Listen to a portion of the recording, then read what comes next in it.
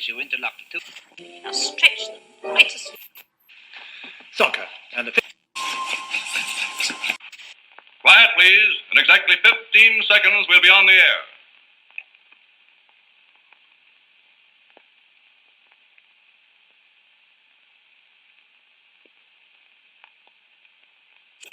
I felt like a reptile. I felt like a reptile.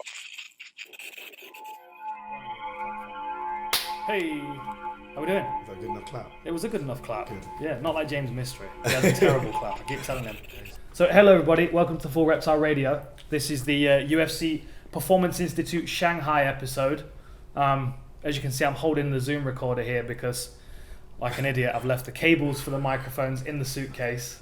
But we had to record something because we hardly see each other anymore, apart from Skype.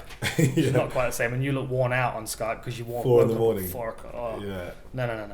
So please ignore this, although it looks beautiful. So anyway, I always get stopped at customs because they think it's a taser. It does actually look every time. How you doing? I'm good, mate. Yeah, I'm very good. Loving this job? Yeah, I'm loving it. Bit of a sort of dream come true, really. I mean, with the stuff that I've done outside of MMA in terms of like working in rugby and other professional sports, I've always had the idea that MMA lacks the professionalism that those things that are standard in other sports are completely missing from MMA, and only maybe very few gyms are. Having a truly multidisciplinary team of high level, professionals, and it was only just the nature of the sport of it being an individual sport and the sport is in its infancy. It was only going to ever really work by having the UFC do it like this because it'd be cost prohibitive for anyone else to do it, and really, the money that's gone into this is only because it's going to produce Chinese athletes of a high level that are going to go to the UFC and be successful. Then it makes sense, and raising the level of Chinese MMA to expedite that process rather than letting it happen organically, because Chinese MMA technically is kind of 10-15 years behind in general, where obviously we've just studied Chinese champions. That could sound like that's not the case. There are exceptions, though. Of course, yeah. I know what you mean. But over the broad scheme. So with that being said, I've been trying to make something like this happen. As you know, there's been projects we've been trying to work on, and it's difficult to make it happen. And when this opportunity came up, I've genuinely felt like I was made to do it, sort of thing. And luckily you gave me a reference, and and just because when I met with the guys at Forest first talked to me about it when I called it Bisping, and he mentioned it to me. That was when I was in New York, and he said, what you up to now? And he said, I think I might have something for you, sort of thing. And then a few months down the line, again it came up through Ollie potentially going for the role, and then when I found out what the actual project was and what was going on, I was like, I've got to go for it. I mean, and then being in Shanghai as well, like at first I was apprehensive. They brought me up I had my first interview over the phone, and then flew to Vegas, and then my last interview was here in Shanghai, and it was in January. It was wet, it was cold, and I was only here for like a few days, and it was like, it's definitely not home. And then this place was a building site, but I still and I saw some of the images of what it's going to look like, and talked in depth with James Kimball and Duncan French, who are the other VPs of the PI, and they easily sold it to me. It wasn't like a hard sell, let's be honest. No. And the hardest sell was to your missus. Genuinely it was obviously a big thing for my family to be moving out here as well. But then now that we're living here, and Shanghai is generally one of my favourite cities in the world. It's weird because it's not like somewhere like New York. If you're going to go for a weekend, you can have such a good time going to the museums, going to like events or whatever it is, and it's cool to visit and go there. But I don't know how good it would be to live. Whereas Shanghai's, I feel like, is the opposite. For a holiday, I don't think it's great, but living here, the technology that's in the city, everything's just so easy to use. You can just order everything off the internet, whether it be food or whatever. Vegan pizza and cookies. Vegan pizza and cookies, like you had when you came around. Yeah. Because obviously vegan pizza and cookies. So I did a bunch of testing today. DEXA scan, what was the other one? Resting metabolic rate, and then I did all the physical testing as well. Yeah. So I kind of feel like you set me up by feeding me pizza last night. Nah, that did you a favour on your RML probably. But you probably spiked it. I need to eat more. That's Exactly. what I've learned That's today. what I need to eat more, and I'm a featherweight. Yeah. Yeah. I mean, yeah. So in terms of that, it's just been a dream come true. The staff that we have here, you met them. We just had dinner. We were saying about how on a personal level we're getting on so well. All of them are genuinely my friends. We spend like 12 hours a day here, but we're still socialising outside. Like they're genuinely my friends now, and there's incredible, top of their field. Everyone that's come from the different areas, and as I was saying before, like, what's been good and what's been really smart from what Forrest, James and Duncan did, and I guess it really started with Duncan's first appointment at the PI in Vegas, was that he didn't come from MMA, so he was coming with fresh eyes, but coming with that professionalism from all the things that he's worked on. I mean, his resume is incredible, but and then so the same here. Obviously, we've got MMA with myself, Richie, Eddie. We've got a new striking coach that's coming on that worked on with Anderson Silva and Big Nog, and they're coming in tomorrow. But we've had some visa issues with that, but it's coming along. And so the MMA and technical side is all MMA has to be, but then at the performance side, it's fresh eyes from other sports in the top of their field, and it's just having conversations that I've never had before. Like with the first month that we were here, we were sitting down every day, all day, in preparation, talking about what we're going to do in this academy, and we were talking about what are the best ways in training, integrating the S&C, physical therapy, nutrition, and how that works on a logistical level as well as on the performance side. And I was having these conversations with these, made me feel stupid being in some of these conversations, but you make me feel stupid, so I can't even imagine what I would feel like. I was thinking, I don't know if these type of conversations have ever been had. The way, like, of course, in pockets, I've had conversations with people. What do you think about this? What do you think about that? But we were just dead. It was a think tank, effectively. Obviously, with the Vegas guys as well, with Duncan, Forrest as well, having his input with Hall of Famer, former world champion. And all these ideas, obviously you can't agree on everything, but that was what was so good, and it made me, what it really made me do in that time, it made me think about, why do I think what I think? Yes. Because if someone's asking you a question about it, and you realise there were some things I pulled myself up on that I only thought it because it's what we did, and I hadn't actually thought about, why do we do that? Is it actually helpful? Is it just from the martial arts, traditional martial arts? Is what was done, but at the same time, you don't need to reinvent the wheel for the sake of it. Like, progress for the sake of progress is not good, but if there's a problem that needs to be fixed, can we re-engineer it? And I was effectively reverse engineering my system, and really looking into the reasons why we do stuff and how can it be done better. And then also previously, I guess, in every single camp, even at the highest level, say for example, Bisping's camp is a world title fight. There's still compromises to be made in terms of some a little bit of travelling here and there for different coaches. He has obligations of marketing or whatever he had to do, acting or whatever it might be. I've never been in a situation in an MMA setting where it's been a true. The only focus is MMA, and everything is in-house, and everything's working towards one goal, where there hasn't had to be a compromise. Yeah. So then you're thinking, well, actually, so previously there's been this compromise in terms of the timetable, because sometimes your coaches aren't all full-time, and you have to make allowances for when they're available for you, or they're coaching other people, whatever it might be. Whereas these coaches here, we're only coaching these guys here, so our schedule is their schedule. We're only going to try and what's optimal, give them a suitable amount of rest per day, and across the week. We're monitoring the load over macro and micro cycles, so everything can be honed, and limiting the variables to the thing that's most variable, which is the fight. Do you know what I mean? So making everything that we possibly can to improve performance and tick every box of what needs to be done for MMA. So it's been I felt like I've just leveled up in my approach to MMA, in my professionalism and everything, because I've just been previously I've worked in MMA, obviously, in other sports, but there were still things I had to do that weren't in MMA at a level that wasn't the highest. But you coach guys at amateur all the way to professional. That's been lots of gyms. Even at Winkle Gym, you're going to have guys that are amateur that are training there. Whereas imagine at the Premiership, having an amateur guy just like training with Yeah. it just doesn't happen. But in MMA that happens all the time.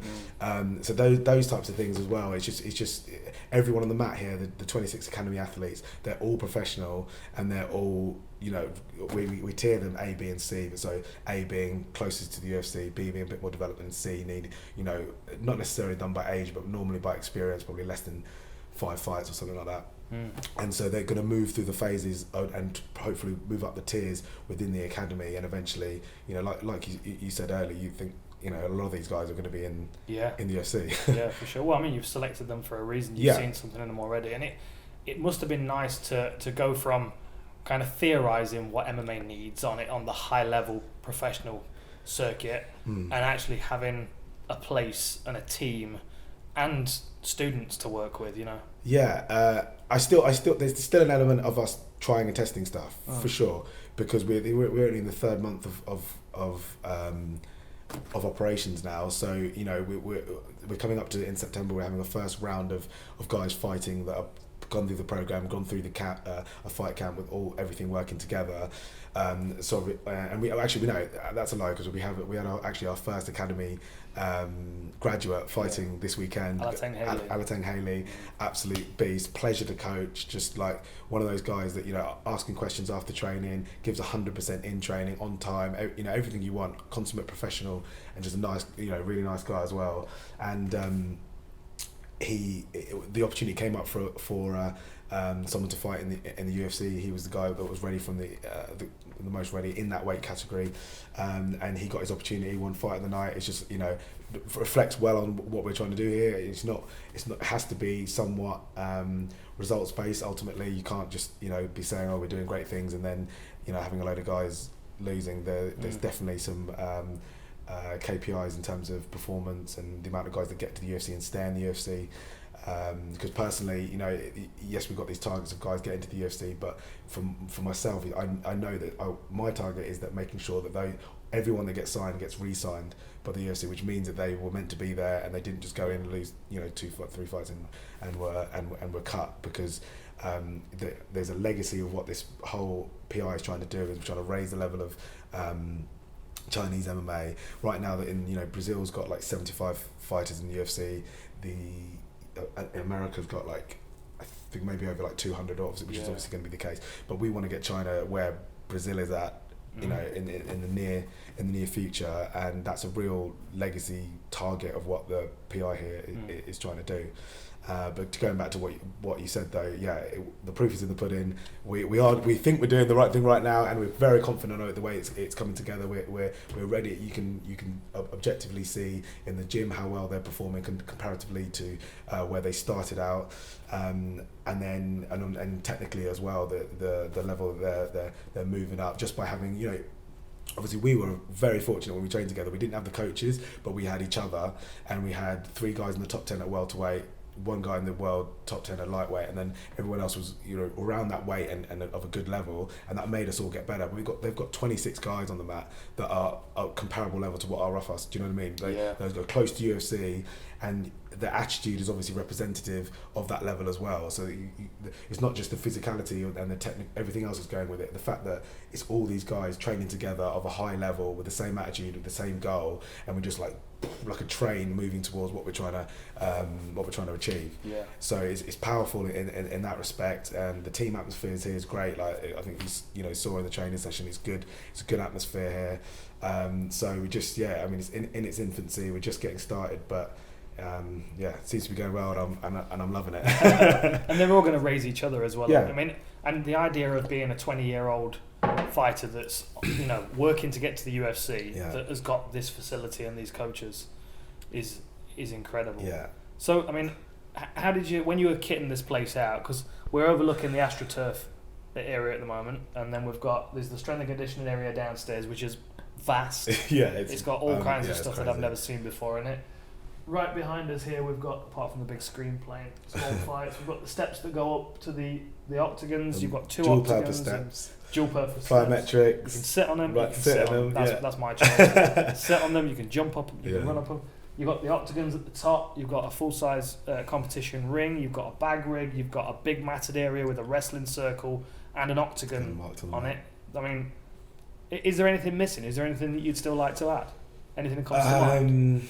Not right now. Right now, we are not using it to capacity. Right. You know that we've got. So to give you a bit of history to how this all started as well, is that we saw Duncan French and Forrest and the team in Vegas. Obviously, we had input on it as well, but those guys were it was really Duncan's brainchild. He developed the UFC's first MMA combine.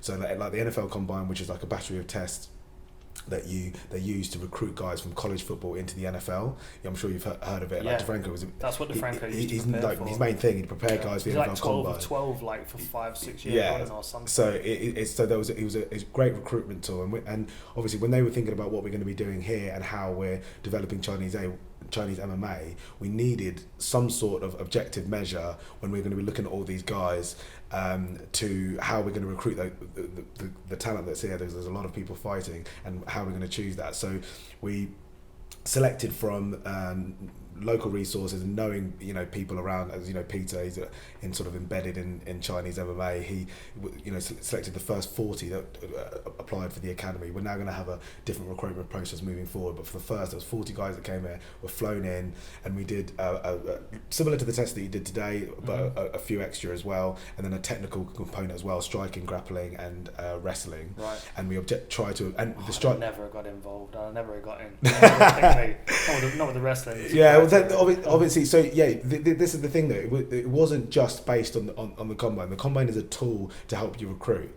So we had the heed sensors that they use in the fights, punch counts and stuff, and power. But we use some of that stats on the striking side of things. There was a technical component to it as well, and we obviously tried to be as objective as possible on the technical side of things. But there's a limit to that, because there's always going to be a subjective when you're rating technical ability. It's always going to be down to your eye, but we tried to control the parameters of it so that it was as objective as possible, and then combined with the data, and we have more heavily weighted the technical side of it compared to some of the physiological tests. So there was different weights across the tests, and there were some things like grip strength we did. There's a few more tests than what you did today, but combined that give us a combined score, and then based on the research that we've done on looking at their fight records and what we'd seen in them. Someone might score poorly on some of the scores, but he have a great fighting spirit, and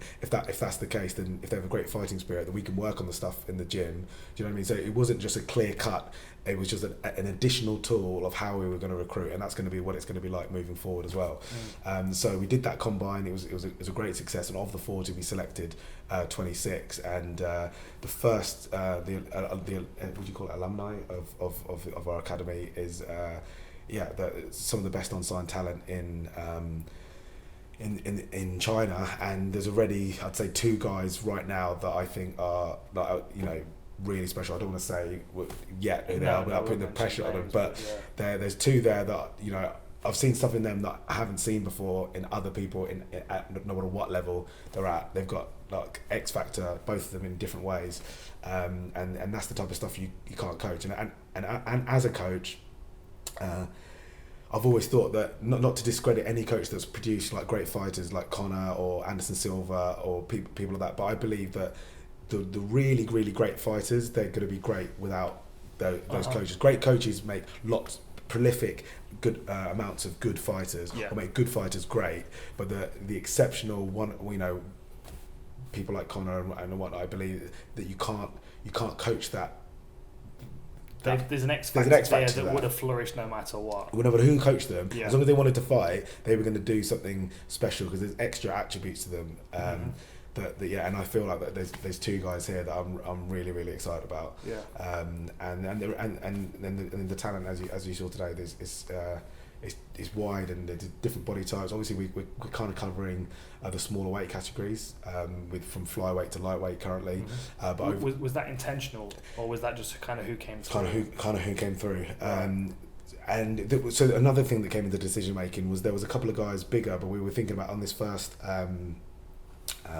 alumni that come through, that you've got to think about training partners. If you had just one middleweight there or one light heavyweight, and who's he going to train with? Yeah. It's going to be the best training for him. It's no good having all this stuff if he doesn't have the right people to train with and spar with. So there was some logistics that played into how we're recruiting as well. So the next combine is coming up is December, and maybe we'll get some other weight categories as well, and they'll be every 6 months, and we're recruiting until we get to like 100 people in the academy. So Wow. yeah, and that's the topic. So that's what I mean about would we need anything else? It's like no, not right now we don't, because we're not even utilising the facility to its maximum yet, because we're not at capacity, and maybe at that point we'll start to work out how things could move better and whatnot. But the guy that designed this place, Nick, he's done a fantastic job. The flow of the building is just incredible. The way the change rooms are the hub of it, and then there's physical therapy right there, there's recovery right there, the gym, and then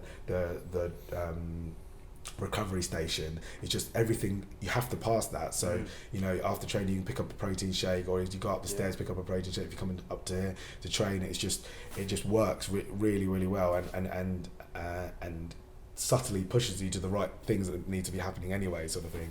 And he also designed the Manchester City training ground in Manchester, and he designed the Vegas PI, so he's had some experience at high level performance facilities, and he just seems to be getting better. Got better every and time.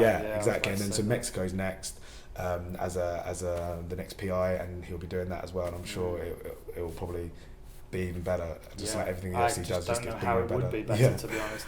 One thing I do like is that, because you've gone for like, there's like glass fronts everywhere. Like, so you've got 2 rooms downstairs next to the strength and conditioning area. Yeah. One is the altitude chamber. Altitude chamber, sports science testing lab. Sort of Right, that's it. So you've got various different types of cardio equipment in there. And then you've got the rehab area that Paul runs. But both of them have got a glass front, so it's very much connected to where the rest of the fighters are. And then even the restaurant where we were eating, you noticed there was glass there, and you can see right through down to the gym. There's a line of sight there, but there's also a line of sight up to the MMA floor, and it's like everyone's working together. It's all connected. We're all open, and it's just like It was cool as we were coming out of one of the meeting that was rooms wicked. and watching one of the fighters. The special one. One of the special ones. His ears. That's why you know what I mean. He's there. It's end of the day. It's 7:00. Everyone else is gone. You've done. That session was incredible for them. I could just see their eyes. They were just like, they were realizing they're like, I don't have. There were a few of them that thought I was crazy though. Yeah. They were like they thought I was teaching them dance steps, and I did have to say, look, Bruce Lee and Lomachenko, they were dancing champions. It's but and when Floyd Mayweather did Dancing with the Stars, he was like really good at it. I don't know whether you saw him on it, and I was like, I didn't watch the show, but I saw clips of it, and he was, and because of his footwork from boxing, he was really good at it. And there's definitely a connection of that proprioception and awareness, and there are like, as you made a great point about when people switch stance. I'll run you can be to strikes, but also takedowns.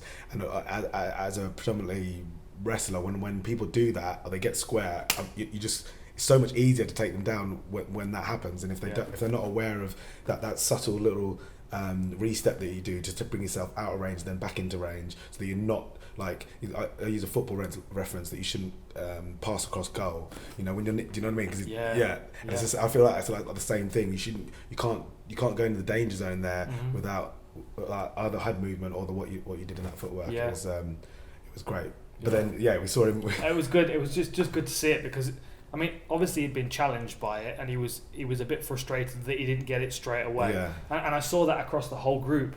I mean, a couple of UFC fighters in the group as well, and I could see them getting a bit frustrated with themselves. But like, sometimes I just think you need to highlight that there's a conscious pattern that you can implement with footwork, and a lot of these guys, they think about the actual weapons themselves. And I mean, if the range on the weapon's not enough to hit the target, then you're never going to hit it. You can move them into range. Tell me about the styles that you get, because obviously, with China having such a wealth of martial arts, you must have a lot of different styles coming in here. So Sander has a big presence here. So what the gym that's probably contributed the best guys to our facilities from a gym called Embo, which is where Song Yudong's from, and Sumu, who fought on the weekend, and they have a predominantly Sander style, and it's and then Wei Li also comes from Yes. Sanda. So Yeah. in terms of the striking martial arts, if they're more striking based, that's probably where they're going to have come from. And then we Haley was at national level, ranked third in China for wrestling, and they have Chinese wrestling on then freestyle and Greco. And Chinese wrestling is like a bit. It's a different style. It's a bit more Greco-y, I guess. A lot of trips. Right. Hard to describe, but I'd probably say it's more like Greco than freestyle. And we have national level wrestlers, provincial is like state champions and high level wrestlers. So we've got and then the guys that do Sanda, which is striking with a bit of grappling, which is useful obviously as well. A lot of leg catches and trips. So I'd say that would be the main styles, and if you can identify across the board with like the Western boxing isn't where it needs to be in terms of that crisp sort of technique. If you were going to highlight what wasn't there, what needs to be worked on predominantly, there are some guys that are better than others, but I'd say that's the main style. Really good kickers and good wrestling. And then so jiu-jitsu hasn't been here as long as well, so their submission game isn't as developed, I'd probably say as well. Still obviously good, but if you're being like critical of it, but there is a broad. We got BJ Black Belt as part of the academy guys. There's a broad spectrum, but the main striking martial art is Sanda, and you yourself saying that you thought it's I just think effective style. The Western boxing is important because both Sanda and Muay Thai I feel like have got underdeveloped striking for MMA. Particularly when it comes to because obviously everybody else is used to using the bigger gloves, which just changed the way that people punch, the way that they block. So there are some elements of Western boxing that can be brought in, but then even so, Western boxing is still flawed for MMA. 100%. No, of course, so, you can't do all like shoulder work and stuff like that. But in terms of the martial art that is the best at producing power from punching, it's boxing. Yes. Just because it's been refined much. How to use the body, creating torque, and I it's think the head movement more than anything for me. That's the big thing, because that's what I feel that Muay Thai certainly lacks head movement, and Sanda from what I've seen does as well. So implementing a little bit of that, but the things that Muay Thai offers mixed martial arts, I would say, is equaled by Sanda and what Sanda has to offer. And we're still not seeing the wealth of technique that's coming from Sanda. I mean, I spent a couple of months training Sanda when I was over here many years ago, and it stood out to me as something that could be very applicable. And in those 2 months, that was really what made me decide that I was more interested in the competition side, the application of what I could do, instead of learning all of the forms and the weapons and stuff. I mean, I loved all that, loved watching it, but the actual application is what I was most interested in. So when I started seeing the guys training Sanda, I started to gravitate a bit more towards that, and I identified some things that I'd not seen before in the stuff that I was doing. I was already competing Muay Thai, so I thought I can use a few of these things. Certainly some of the kick catches and sweeps, the foot sweeps and stuff. Very cool. They're definitely things that I've learned from the academy guys, because I knew of stand-up. I've never been taught it by an instructor of a high level. I just knew of it as a martial art, and then so when I've been here with guys that are high level at it, I've learned stuff from them. Do you know what I mean? It's been interesting to add a couple of bits to my game that or the syllabus that I've been implementing from them. So there's definitely been some great those moments at the end of training on the mat when you're just discussing have a bit of back and forth, and there's obviously those language limitations through a translator, but martial arts is definitely international, and it does break down that you have an understanding from stuff that when you go into that real detail of what you want, and it's particularly if you're speaking in terms of concepts and game plans and things like that, but when it comes down to techniques and stuff, it can be a lot more physical and seeing what's happening, and so the translation thing isn't as much of a issue in that context. Although you translate was struggling today because I kept saying game, and apparently there's not a straight translation. So that's a big part of the challenge that's here, because with different languages, especially like a language from Chinese to English, which don't have any shared heritage. If you translate it to Spanish, or there's the sentence structure is similar. There's the terms that are even shared at times, but there's no shared root between Chinese and English. So sometimes there's not even a Chinese word for the English word. And then if you try to use like metaphors, the metaphors don't make sense, even though they do translate. So it just changes the way you have to talk. You have to talk. I try to talk more literally, and then if I do give a metaphor, I try to think about the context of the metaphor, of whether it can't be like. It certainly can't be reference to anything, pop culture, or do you know what I mean? That has to be timeless, or like, do you know what I mean? Non-cultural to use as a metaphor, because otherwise it's completely lost and you're going to confuse them. And I've done it a couple of times and they're just like, what are you talking about? So it definitely changes the way you have to coach. The drills have to be more intrinsic, so that the outcome of the drill is the learning, is what you're trying to learn. Rather, do you know what I mean? So they get it, but if they do the drill right, they're going to get what I'm trying to teach them. So it changes the approach there a little bit.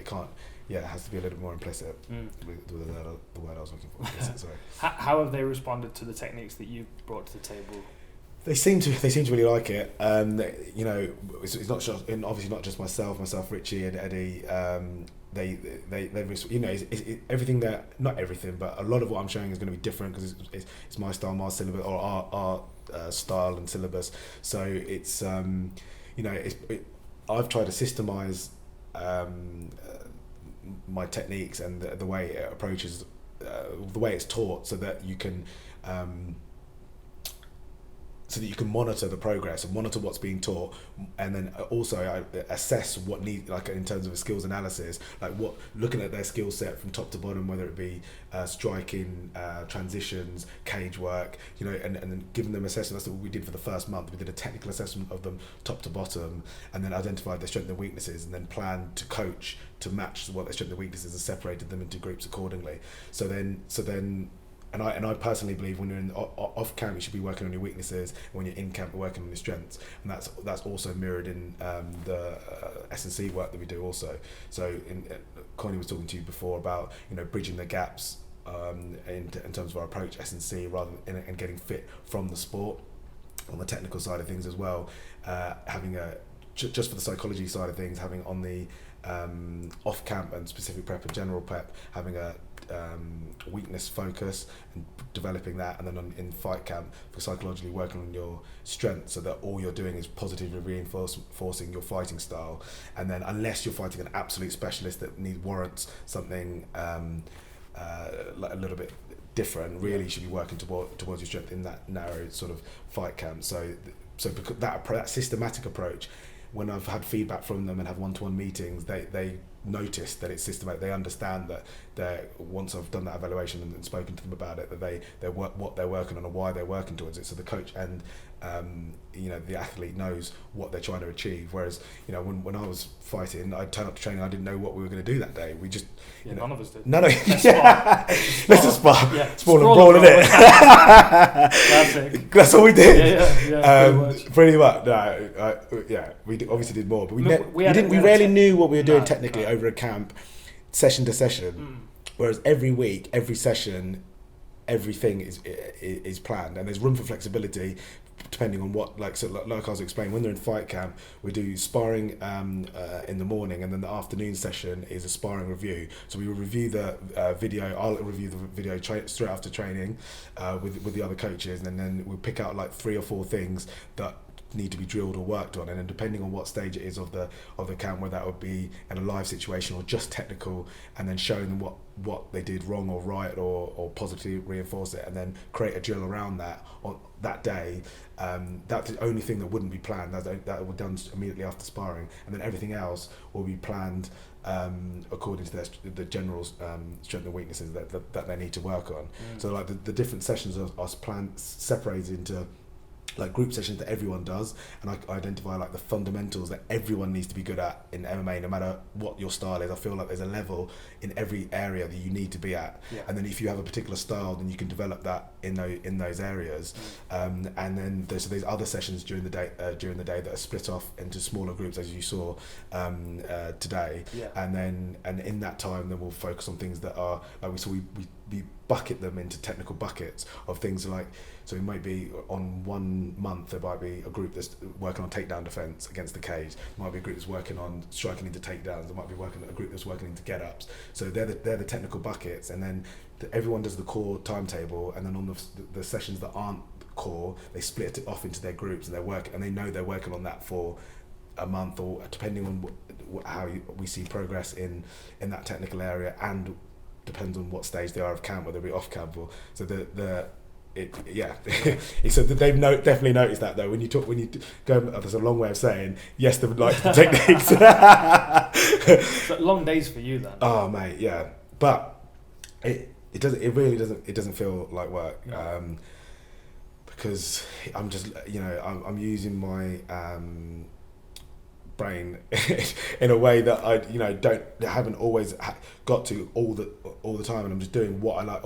Everything about it is the good part of coaching. I'm just like we're writing the book for what we're doing here, because what we're obviously MMA's been done, but what we're trying to do here as this project as an academy, and try to be an objective about how we're approaching, but try to be individualised with their training schedules. That I don't think that has been done on this scale. So it's challenged me in a way that I've never been challenged before, and I'm absolutely loving it. But to achieve something great, I don't think you're going to do it in a 9 to 5. So I'm accepting of that, and Jess is super supportive of that as well. She understands that right now.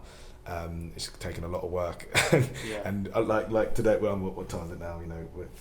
It's not 9 o'clock. Is it really 9 o'clock? and we're still at 14 hours. Yeah. So it is long days, but it's you look at the place. I'm happy to be here. There's very few places I'd rather be. Well, I mean, with a place this size, you could probably spend 10 minutes in a different room and spend all day here and not see the same place twice. It's a massive place. It is incredible.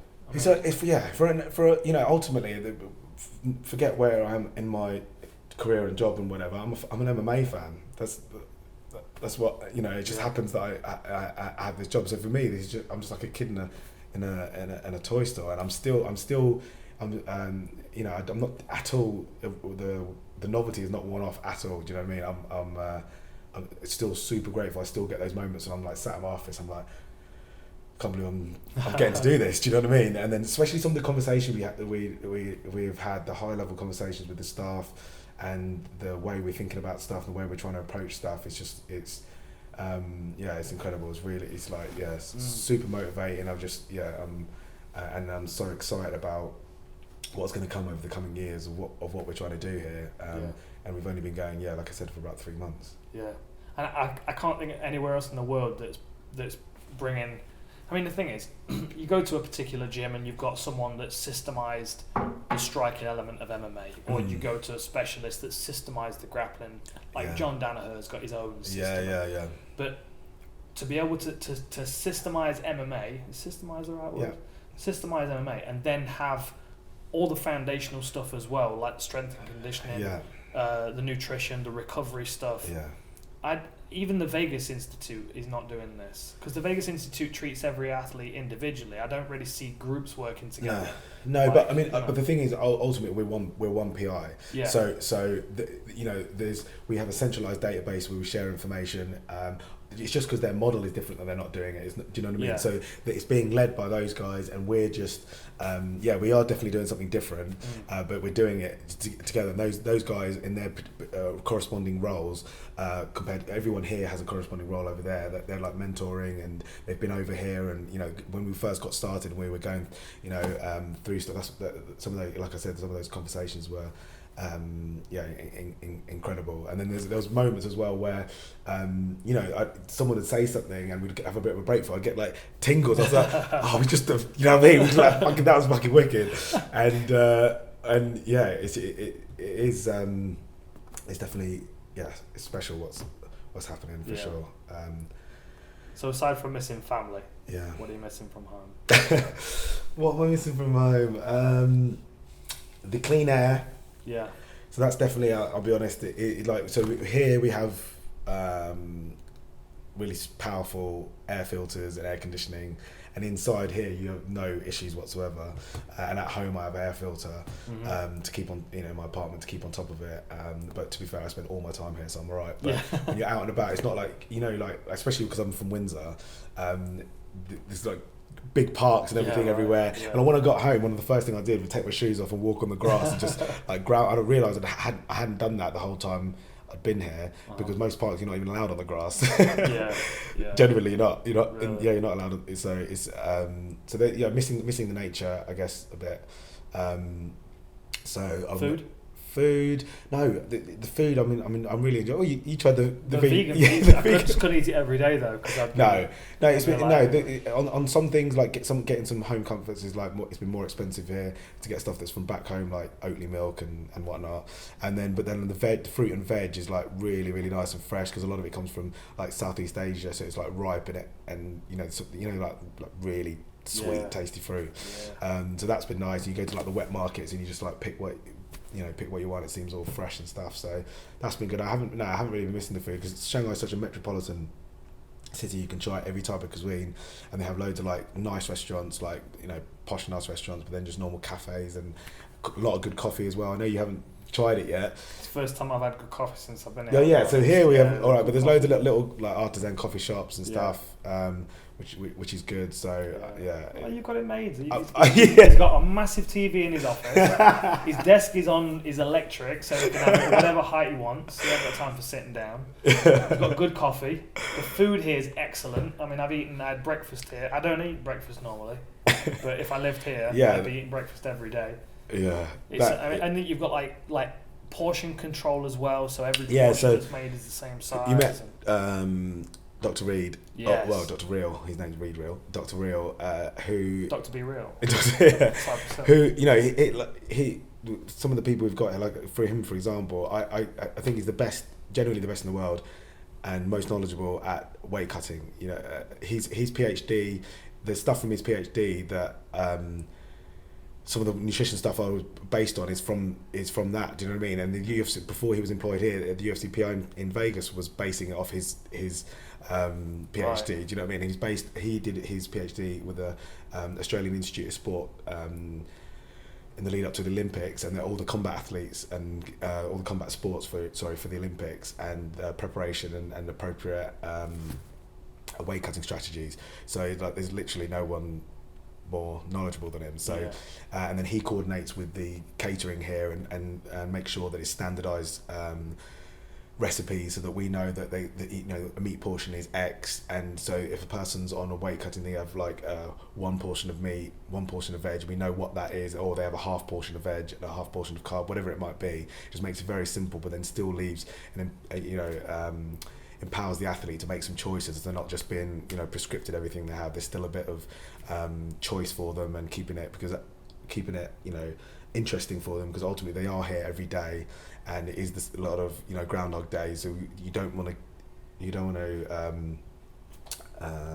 don't get too repetitive. Too repetitive with it, because you can get discipline fatigue. Do you know what I mean? You want to let them make some choices, enjoy what they're doing, and so that coordination just makes it so easy, so that again we're just reducing the variables and making sure that we're optimizing performance. So it's pretty good. Yeah, amazing. It is. They have I'm sure we can still get better. We're always pushing to get better, but the guys who set this up and thought about this, they thought about pretty much everything. I think it's cool. And like we said, we were chatting earlier though, that there's you don't want to make it too easy for the guys, and so although MMA is a sport, it's still fighting, and there's a mental toughness that comes with challenges and hardship and overcoming hardship, and there's a reason why fighters come from a certain socio-economic background. So if you have it, what was that quote you said by Voltaire? Is it that one? No, you said about the silk sheets one. So we were talking Oh, about.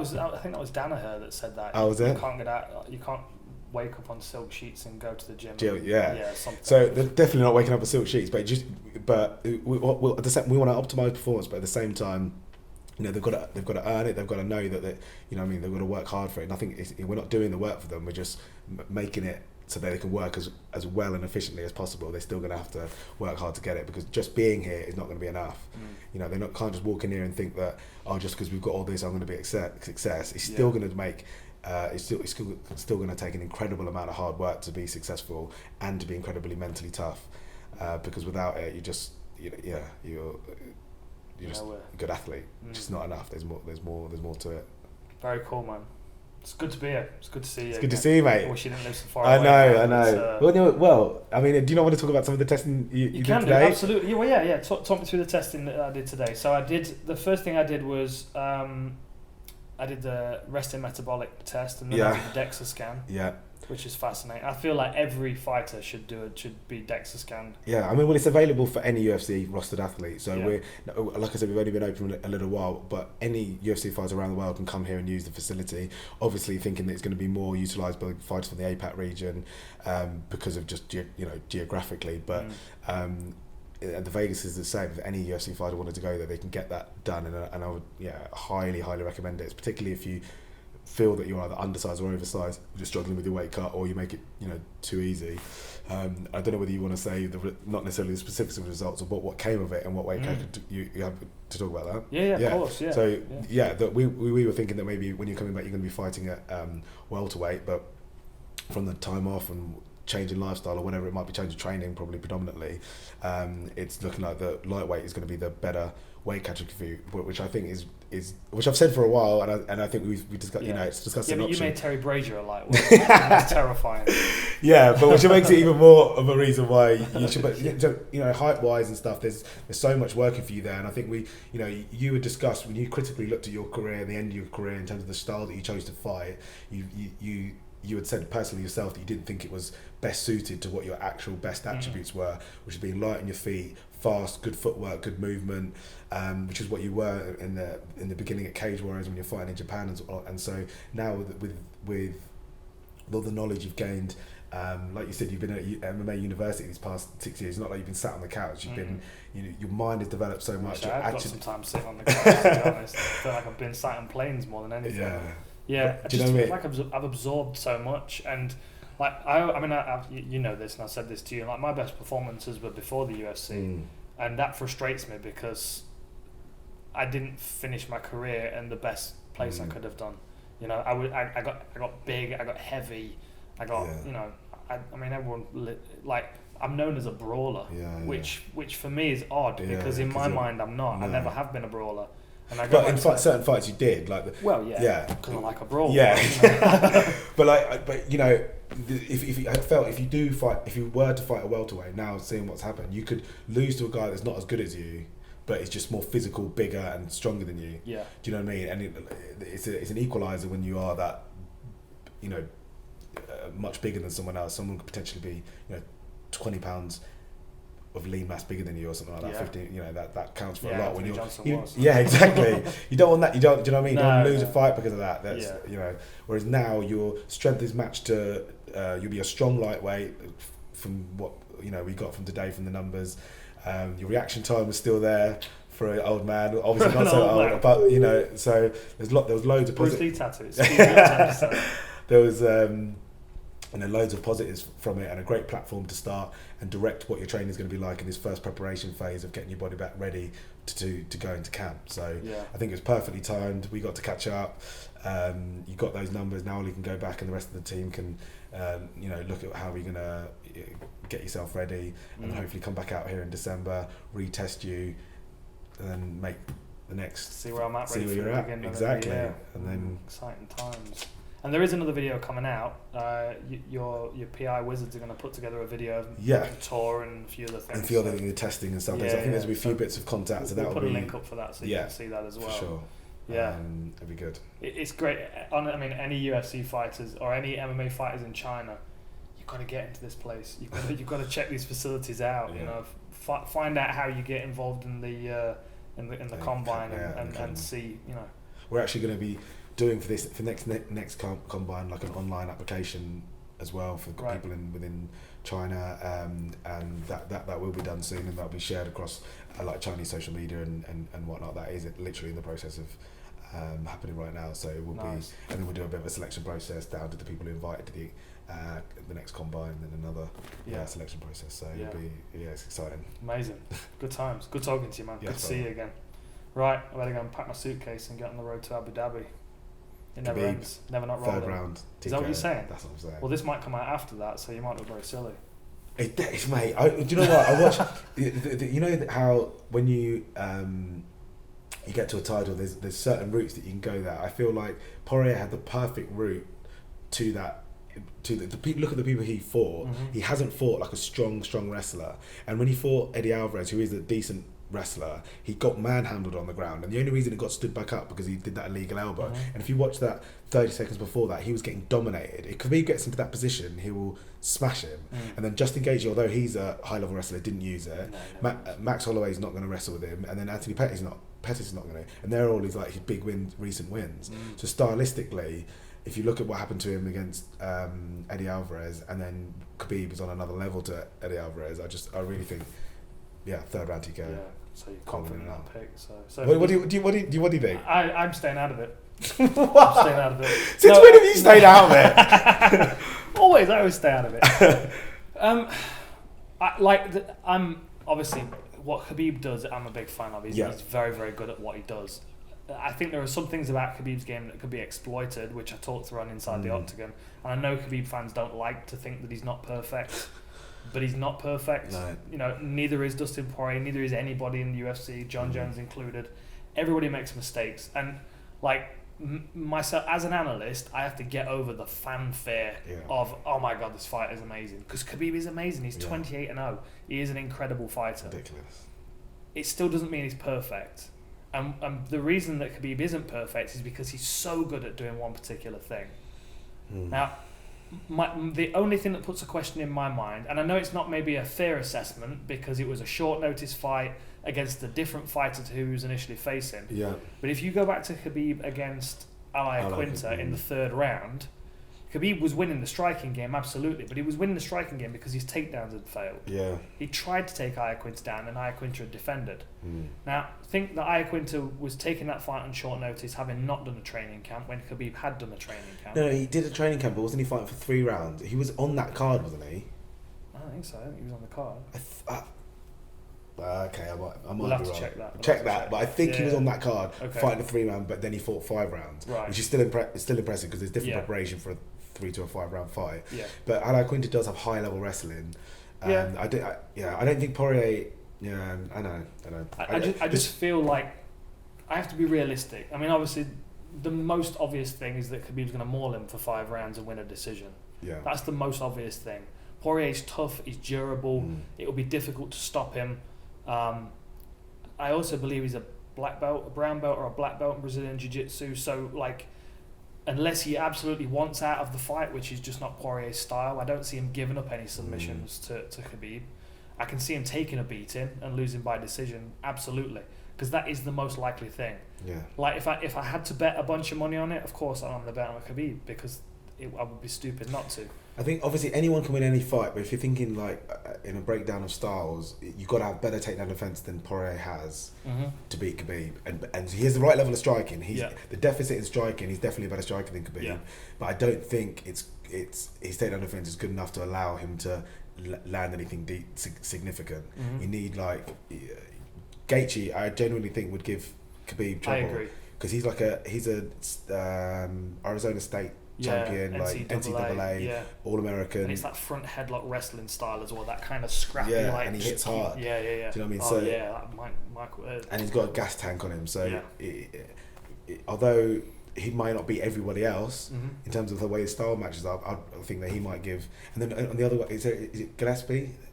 Yeah, Gregor Gillespie. Very good. He's got a ridiculous level of wrestling, NCAA, and he might be a person that could hang with him stylistically Yeah. and hit side as well. Ferguson could be the antithesis as well. But he has the jiu-jitsu and movement on the ground that if Yeah. he does get taken down would cause Khabib trouble. He's not going to just let him stay there. He's going to work from the bottom. You've got to see that fight. Oh yeah, yeah. It's been made 3 times now, and it's not happened. But I just, I mean, for sure, the most obvious thing is that Khabib's going to win. But like when I'm doing a breakdown of inside the octagon, I'm not trying to make an argument for why the favourite is going to win the fight. No, it's just. Yeah, so I tend to always lean towards the underdog, to be honest, even if the underdog's the champion, which they sometimes are, and I always try and find the windows of opportunity for the underdog to win the fight, and I would say that if you take Poirier and you put him through the 2 rounds that Iaquinta had, he would have struggled, he would have got beaten up, but in that 3rd round, if he'd have been able to stuff a couple of takedowns and been in the condition to fight 5 rounds, I'm just, there's a window of opportunity there. 100%. I don't count anybody out. No. I don't count anybody out. It doesn't matter who they are. And I'm always one with the underdogs. So if I see someone is such a heavy favourite and everyone's completely writing off someone like Dustin Poirier, who's been... And the difference between the 2 of them as well is that Dustin Poirier kind of had a Michael Bisping route to the title. Yeah. It was up and down. He was almost there, then he failed. Then he was almost there and he failed. And he's been around since WEC days. He fought Danny Castillo in his WEC debut. Wow. And stuffed a bunch of takedowns of Danny Castillo, who was a good wrestler. There's a damn good possibility that Poirier can be that person, but he's got to outlast Khabib for at least 10 minutes. Because I just think Khabib for those first 10 minutes is a monster. So, yeah, man. It's going to be a great one. Have fun. Say hello to the Raptors for me. Oh, I will do. Right, they're not here, I'm disappointed. No, next time. Yeah, next time. All right. Nice one, dude. Thank you very much. Full Reptile Radio. Catch you next time.